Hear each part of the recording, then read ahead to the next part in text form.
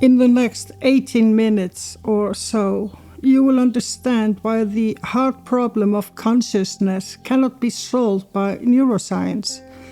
Not because the science isn't sophisticated enough, but because the question itself is built on a premise that was wrong from the beginning.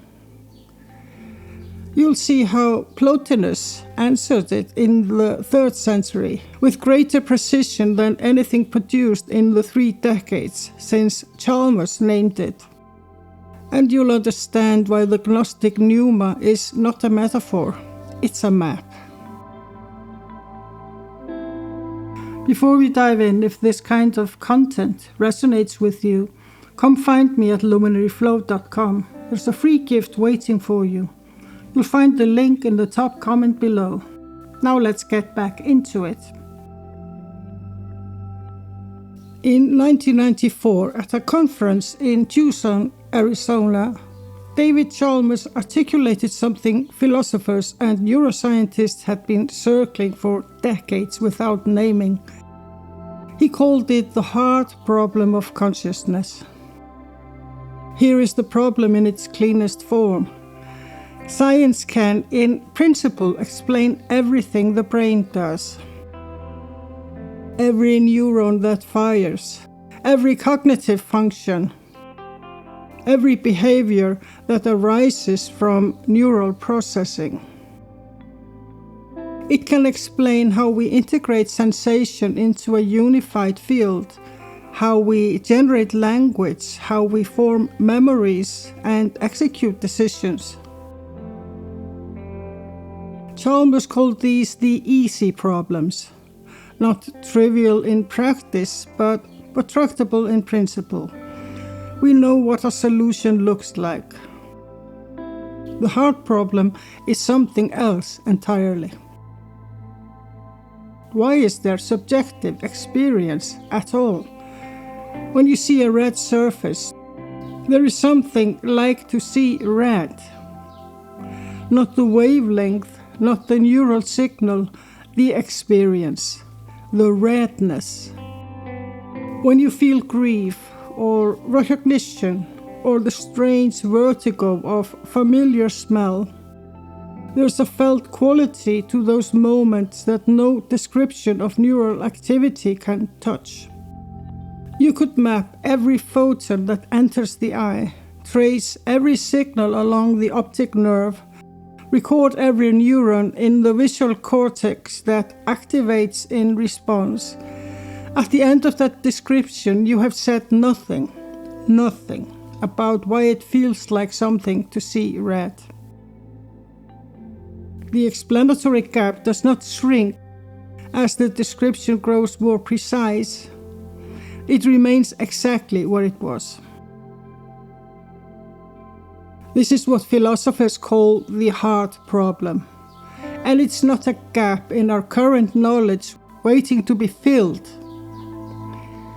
It's a structural gap. Materialism, the framework that says matter is primary and consciousness is what brains produce, cannot cross it. Even the most committed materialist response on offer is not an explanation. It's a dismissal. Daniel Dennett argues that the felt quality of experience is an illusion, which raises an immediate question. An illusion experienced by whom? Here is what matters. The hard problem does not persist because science lacks data. It persists because of an assumption. An assumption baked so deeply into the modern scientific worldview that it's rarely even stated, let alone examined. The assumption is this: matter is the ground of being. The physical world is primary. Consciousness is derived from it, a product of sufficiently complex neural organization. Awareness is what brains do. But this has never been justified. It has been presupposed. And from that presupposition, the hard problem follows inevitably. If you begin, By asserting that matter is primary, you will never be able to explain why matter gives rise to experience. Because experience is not a material process. It belongs to a different ontological register entirely. What if the assumption is inverted? What if consciousness is not the output of matter, but the ground from which matter arises? That single reversal is not a mystical claim, it's a philosophical move. And it's precisely the move the ancient world made, before materialism became the default, before the question was even named. Imagine a universe in which mind is not produced by matter, in which matter is instead the outmost emanation of mind. This is the architecture of Neoplatonism, and its most precise expression belongs to Plotinus, a 3rd century philosopher born in Egypt, educated in Alexandria, who produced some of the most technically demanding metaphysics in the Western tradition. Plotinus described reality as a hierarchy of emanations. At its summit, the One, beyond being, beyond thought, beyond any attribute that language can reach. From the One emanates Nu, cosmic mind, pure intelligence, the realm of Platonic forms. From Luz emanates Soul, the animating principle that bridges mind and the material order. And from Soul, finally, Matter, the densest, most peripheral expression of a process that is essentially mental throughout. Notice what this means. Consciousness is not at the bottom, straining upward toward complexity. It's at the top, flowing downward into form. Matter is not the ground of being. It is the last echo of a process that begins in pure awareness. Plotinus was not writing mythology. The Enneads are rigorous texts, and his conclusion was precise. The question of how matter gives rise to consciousness is a malformed question.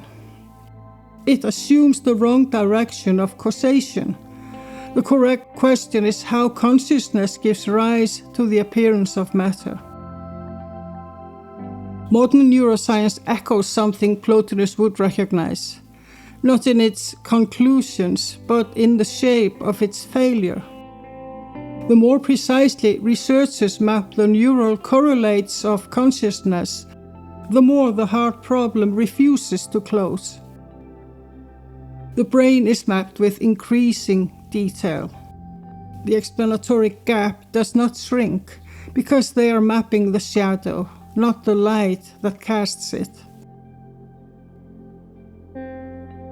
The Gnostics took this insight further, and some where Plotinus, still committed to the fundamental goodness of the cosmos, would not follow.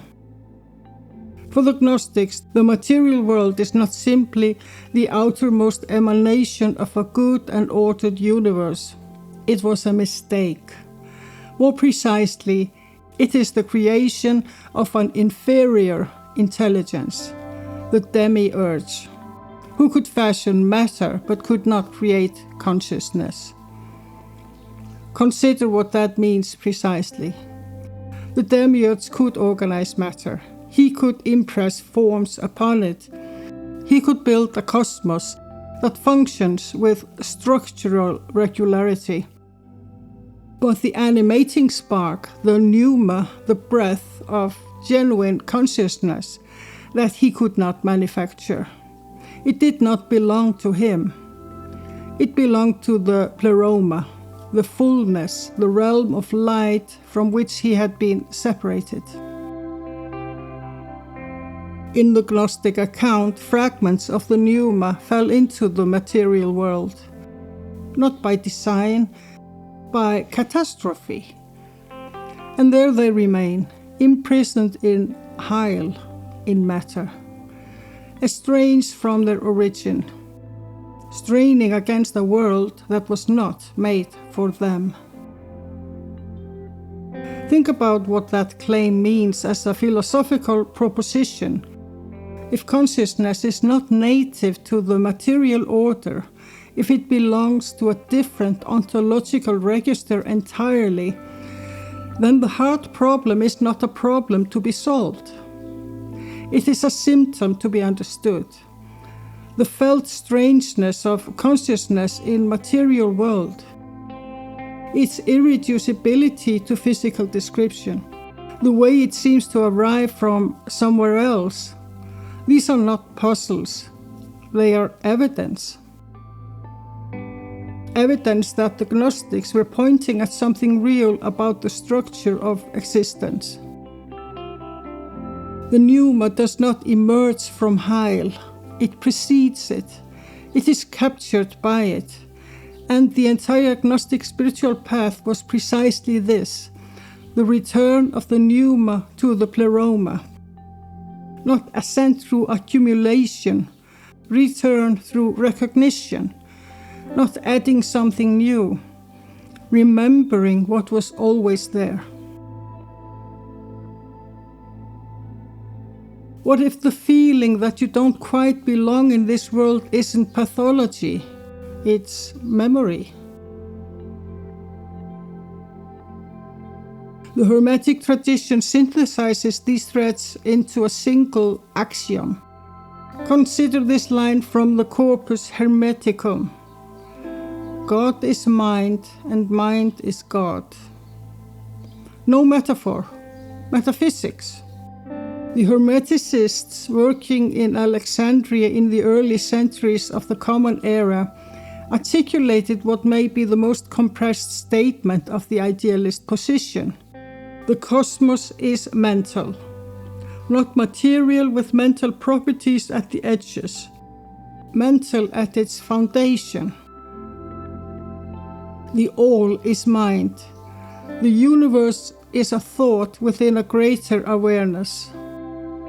Matter is not the container of consciousness. Consciousness is the container of matter. The first principle of Hermetic philosophy, the principle of mentalism, states this without equivocation. The universe is mental, held in the mind of the all. This was not intended as a spiritual encouragement. It was a precise claim about the structure of reality, about what exists and how. Imagine accepting this premise entirely. What happens to the heart problem? It dissolves, not because we have finally explained how matter generates experience, but because we have understood that the question was built on the wrong foundation. Remove the materialist premise, and the materialist problem vanishes with it. Here is what is remarkable. These ancient frameworks, dismissed for centuries as pre-scientific speculation, are now being recovered through the most rigorous channels of contemporary philosophy. Philip Goff is a professor of philosophy at Durham University. His argument for panpsychism, the view that consciousness is a fundamental feature of reality rather than a product of it, is one of the most seriously engaged positions in current philosophy of mind. He's not a mystic, he's an analytic philosopher. Bernardo Kastrup holds a PhD in philosophy and worked as a scientist at CERN. His position, ontological idealism, holds that the universe is in consciousness, not that consciousness is in the universe. His formulation is precise. There is only mind. The physical world is an image of mental processes transpiring in a greater awareness. Neither of these men would describe themselves as Hermeticists, but the structure of their arguments is identical to the ancient frameworks. Consciousness is not derived, it is fundamental. Matter is not the ground, mind is. Modern philosophy of mind is arriving through analysis and argument at the same conclusion the ancient world reached through contemplation and revelation. The paths are different, the destination is the same. This isn't abstract speculation. Kastrup's idealism has been defended in peer-reviewed journals. Goff's panpsychism is taught in graduate philosophy programs. The materialist consensus is fracturing, not from the outside, but from within its own most rigorous practitioners. The hard problem of consciousness is not hard because the answer is hidden. It is hard because the question is malformed. It assumes that matter is primary, then asks how consciousness could possibly arise from it. The ancient traditions, Neoplatonism, Gnosticism, Hermeticism, did not struggle with this question. Not because they were less rigorous, because they built their philosophy on a different foundation. One that placed mind at the origin, not at the periphery. When you reverse the assumption, when you ask not how does matter generate consciousness, but how does consciousness give rise to the appearance of matter, the explanatory gap closes, not by filling it with data, but by recognizing that the gap was a product of the wrong premise. The pneuma is not a mystery to be solved. It is a reality to be remembered. This is what Plotinus understood when he described the soul's return to nous. What the Gnostics encoded in their maps of the pleroma and the hyle, what the Hermeticists compressed into a single axiom, the all is mind. The hard problem is not waiting for a scientific breakthrough. It's waiting for a philosophical reversal. And that reversal is already 2,000 years old. The ancient world looked at consciousness and saw the ground of everything. The modern world looked at matter and called it the ground of everything. One of those starting points generates an insoluble mystery. The other doesn't. What else has been already solved and forgotten? If this resonated with you, come find me at luminaryflow.com. There's a free gift waiting for you there, and you'll also receive my newsletter with thoughts and inspiration behind each video. You'll find the link in the top comment below.